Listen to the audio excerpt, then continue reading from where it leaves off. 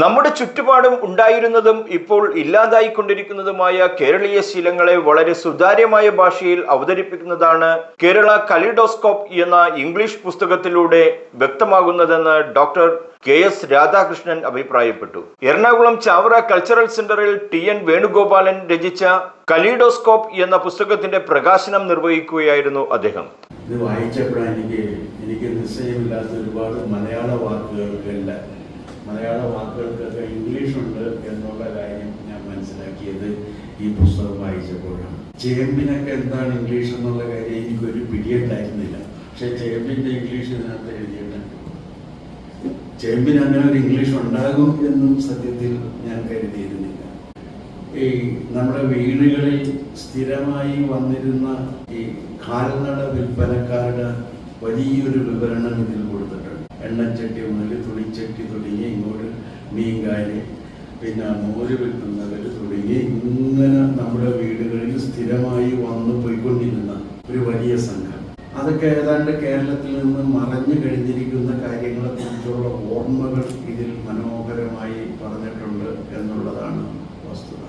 ഒരു ആത്മകഥയോ ഒരു ജീവചരിത്രമോ എന്ന് പറയാമെങ്കിലും ഇത് ഒരു ചരിത്ര പുസ്തകമാണെന്ന് പറയുകയാണ് ഉചിതം.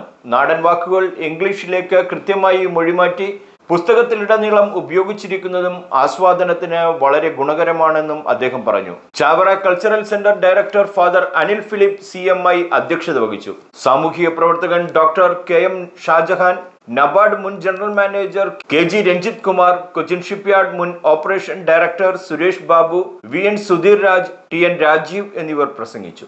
ഈ ഒരു പുസ്തകത്തിന്റെ പ്രകാശനം ഈ ചാവറ കൾച്ചറൽ സെന്ററിന്റെ ലൈബ്രറിയിൽ വെച്ച് നടത്തപ്പെടുമ്പോൾ ഞാൻ ഒരിക്കൽ കൂടി വളരെ സ്നേഹത്തോടെയും വിനയത്തോടെയും ഞാൻ ഓർമ്മിപ്പിക്കുകയാണ്. ഏകദേശം 25,000-ഓളം എഴുത്തുകാർ ഈ പുസ്തക പ്രകാശനത്തിന് സാക്ഷ്യം വഹിക്കുകയാണ്. ഇവിടെ കൂടി വന്നാൽ 100 പേരിൽ താഴെയുള്ള ഒരു പ്രത്യക്ഷമായ ആളുകളുടെ ഒരു സാന്നിധ്യത്തിനപ്പുറത്ത് ഈ ലൈബ്രറിയിലെ ഏകദേശം 25,000 എഴുത്തുകാരെ, കേരളത്തിന്റെ നിറഞ്ഞ എഴുത്തുകാരെല്ലാവരും ഇരുന്നുകൊണ്ട് ഇത്തരമൊരു പുതിയ പുസ്തകത്തെ സ്വാഗതം ചെയ്യുന്നുണ്ട്. കൊച്ചിൻ സർവകലാശാലയിലെ ഡിപ്പാർട്ട്മെന്റ് ഓഫ് ഇൻഡസ്ട്രിയൽ ഫിഷറീസ് അവിടെ 1-2 വർഷക്കാലം ഒരുമിച്ച് ഞങ്ങൾ പഠിച്ചപ്പോൾ മുതൽ വേണുവുമായി ഉള്ള ഒരു ബന്ധമാണ്.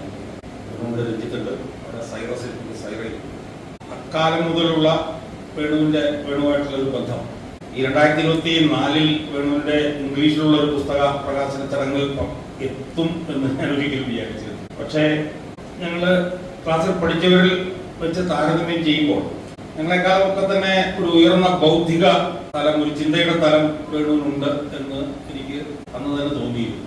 ഇൻഡസ്ട്രിയൽ ഫിഷറീസ് എന്ന് പറഞ്ഞ വ്യത്യസ്തമായിട്ടുള്ള ഒരു കോഴ്സാണ് പഠിച്ചിരുന്നതെങ്കിലും അപ്പുറത്ത് ഞങ്ങളെക്കാളൊക്കെ അപ്പുറത്തുള്ള ഒരു പൊതുവിജ്ഞാനവും ഒരു പൊതുധാരണയും വിവരവും ഒക്കെ ഉള്ള ഒരാളായിട്ട് വേണുവിനെ അന്ന് തന്നെ അടയാളപ്പെടുത്താൻ എനിക്ക് കഴിഞ്ഞിരുന്നു. കൊച്ചിയിൽ നിന്നുള്ള വാർത്തകളും വിശേഷങ്ങളും ഇനിയുമുണ്ട്. മറ്റൊരു വാർത്തയുമായി കാണാം.